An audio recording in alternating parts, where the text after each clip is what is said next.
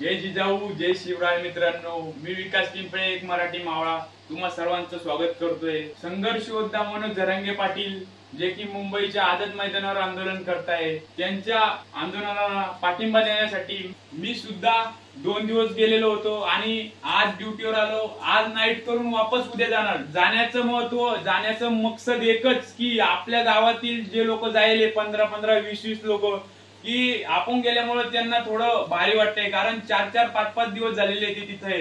त्याच्यामुळे प्रत्येक गावाल्यांना माझं एकच म्हणणं आहे की ज्यांना कोणा जायचं असेल त्यांना सांगतो की मी सुरतवरनं डायरेक्ट मुंबई 20 रुपयात गाठली.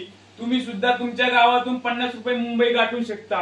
जसं की रेल्वे स्टेशनला जाऊन रेल्वेत बसा, डायरेक्ट छत्रपती शिवाजी महाराज टर्मिनल गाडीमध्ये बसा आणि तिथं उतरा.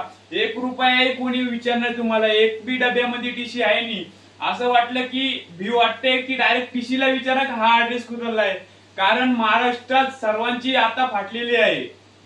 ज्याला कुणाला जायचं असेल, इच्छा असेल, काही प्रॉब्लेम असेल तर माझा नंबर खाली दिलेला आहे, तर त्या नंबरवर कॉन्टॅक्ट करा. कोणी टीसी, पोलीसवाला कोणी बी बोलत असेल तरी सुद्धा कॉल करा. पण ज्याची आर्थिक परिस्थितीने, ज्यांना मनातून जायची इच्छा आहे ते जाऊ शकता. मी असं नाही बोलत आहे की तुम्ही तिथं 15 दिवस जाऊन बसा, परंतु तुम्ही सकाळी बसा, एक दिवस आपल्या गावाल्या सोबत मनोज जरांगे पाटील यांच्या सोबत मिळून जुळून राहा आणि त्यांच्या सोबत बातचीत करा.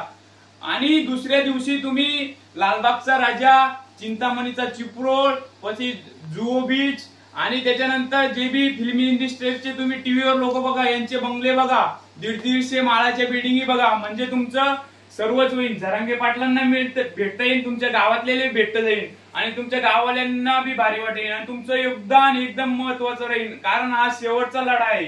या लढ्यात जिंकण्यासाठी तुमची सर्वांची साथ हवी आहे.